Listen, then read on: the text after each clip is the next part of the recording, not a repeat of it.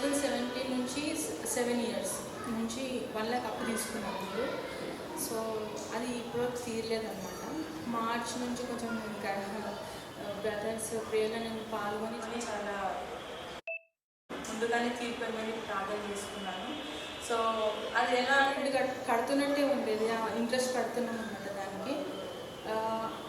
ఎవరైతే ఇచ్చారో ఆంటీ అడిగింది ఆ టైంకి అడిగేసింది.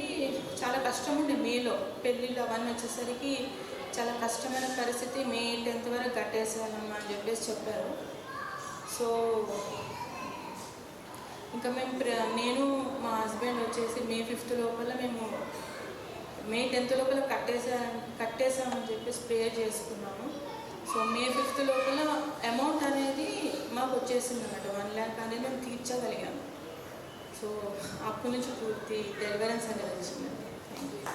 ఏం చేశారు సిస్టర్ అప్పు తీరడానికి? 3:30 ప్రేయర్స్లో పాల్గొన్నాను సిస్టర్. హల్లెలూయా.